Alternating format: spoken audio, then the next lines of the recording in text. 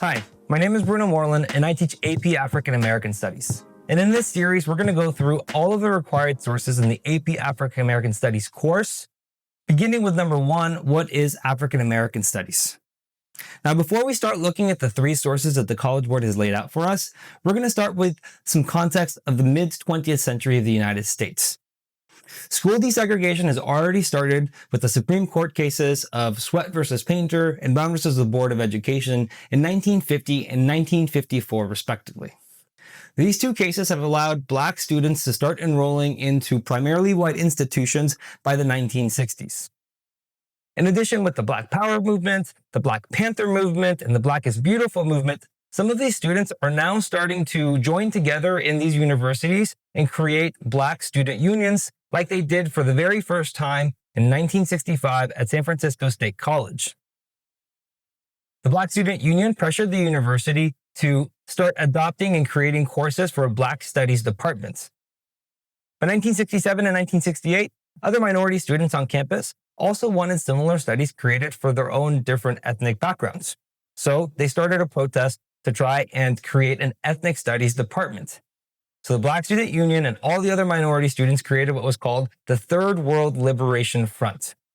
And they started to protest to the university in order to try and get these demands met. But the protest didn't really take off until 1968, when a graduate student by the name of George Murray was suspended from the university. He was probably suspended because of his politics and because he was the Minister of Education for the Black Panther Party. In response to his suspension, students started to stage sit-ins in administration buildings and walkouts from their classes. It turned into the longest university strike in U.S. history. And this is where we get the first photograph that we're looking at.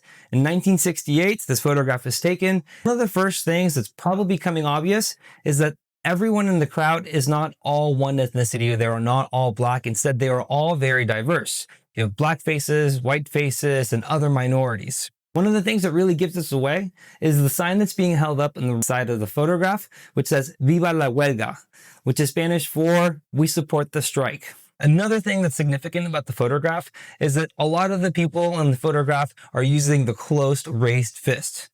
This was a symbol of Black power in the 1960s that was adopted from the Black Power movement and also by the Black Panthers that were in the Bay Area. Finally, something that doesn't necessarily stand out to us today, but would have been very significant during the time of the photograph, is the afros or the natural hairs that you see in the photograph. In the 1960s in the United States, the Black is Beautiful movement was trying to promote the wearing of natural hair or afros in order to reject white beauty standards and assimilation by Black people. So anyone in the 1960s wearing an afro was making more than just a fashion statement. They were making a political statement. They were saying that Black attributes and characteristics were also able to be considered beautiful, not just long, straight hair like white people had. So at the end of these protests, the university students were actually successful in getting the university to adopt more ethnic studies curriculum and create an ethnic studies department. The next document that we're going to look at takes us to 1972 to Hunter College, which is in Manhattan in New York City. What you're looking at in this document is a page out of the course catalog for the 1972 school year. The course catalog was a place where all the classes that were going to be offered for the university were published so that students would know which classes they could take.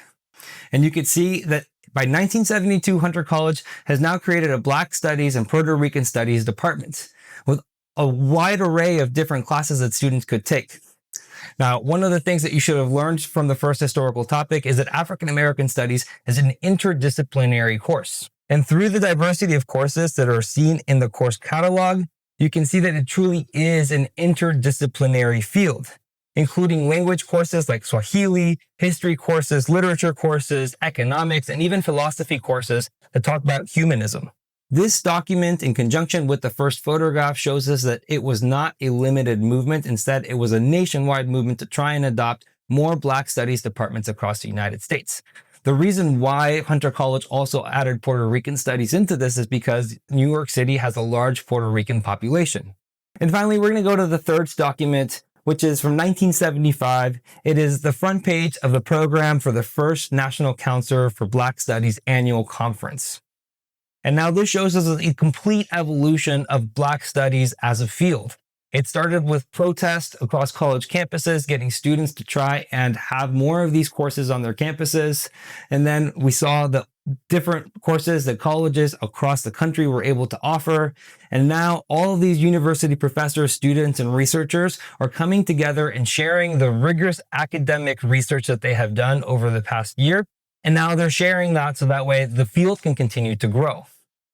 Now, the College Board is only really giving us this front page, which is difficult to analyze. We can only really see some of the identifying information about where the conference is at UNC Charlotte, taking place in March of 1975. But if you dig a little bit deeper online, you're able to find the entire schedule of what went on at the conference. And you could see all the different topics that they talked about. Really, they were primarily focused about the future of Black studies as a field. Now, this was a long conference, and one of the things that the organizers did was break up some of the sessions with some entertainment, music, and performances by different Black artists. All of these are listed in the schedule. And if you go to the very back cover of the pamphlet, you see the poem Lift Every Voice and Sing by James Weldon Johnson, which is now considered the Black national anthem. Given that they printed all of the lyrics, it is safe to assume that at some point during the conference, maybe at the beginning or maybe at the closing of the conference, this was sang or at least listened to by the participants of the conference. So there you have it, 3 different documents that tell a story from 1968 to 1975.